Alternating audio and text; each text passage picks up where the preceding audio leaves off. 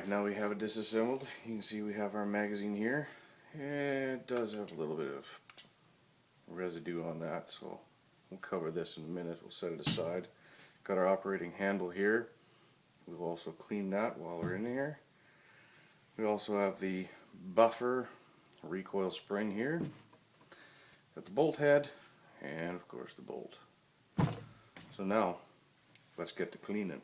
What I have used in the past, which works quite well, is this G96 brand complete gun treatment. It cleans, lubricates, protects, does it all. It wasn't that expensive. I believe it was like $9, something like that.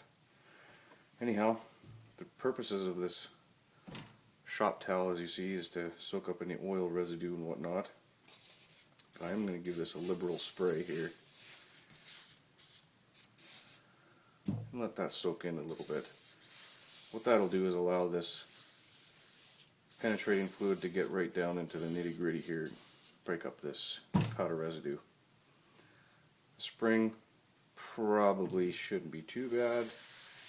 I'll give it a soak anyway. This is a plastic composite piece, probably not worth cleaning. And we'll do this just for shits and giggles. There we go. Let that soak for just a minute. And then we'll come into the scrubbing. A soft bristle brush similar to this, toothbrush perhaps, will also work.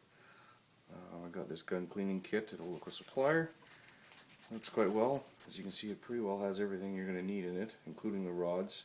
I have a few things missing out of here because I was cleaning other guns. There's some rods in there, and there's a handle that goes in here that attaches to these, which you have all these for different caliber pistols as well as rifles. Modified choke from another shotgun, some clean bristles here, and all the different applications you can use for these little claws here you can run through your barrel. However, I don't remember where I got this, but it might have come with my Glock actually. Glock 17. Give it a scrub here real quick here. Now you're going to notice a lot of powder residue within the bolt head, especially the ejection port and where it actually fires, because all the powder comes right back down inside this area here. I'm going to give it a clean, scrub it out as much as you can.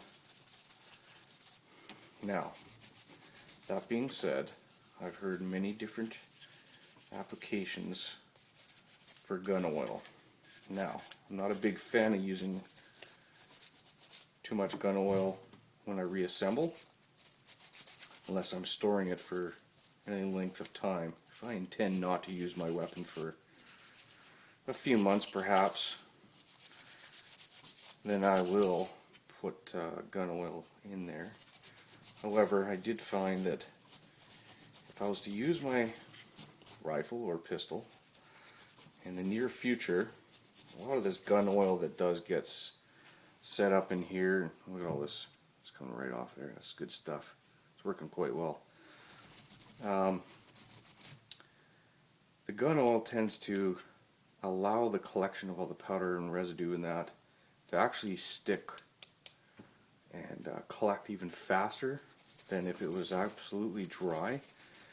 I'm not a big fan of over lubricating my bolts and actions for that matter, including the hammer and that. We'll discuss that later when it comes down to the receiver end of the firearm, but at this point it's looking pretty good. You can see a bit of wear here.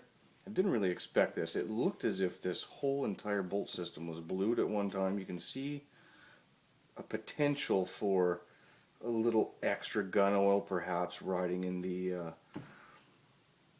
operating handle there, that it could be wise to maybe put a little extra on there. You can see the wear is pretty considerable. I believe the feel of this actually does feel like steel, not like aluminum. So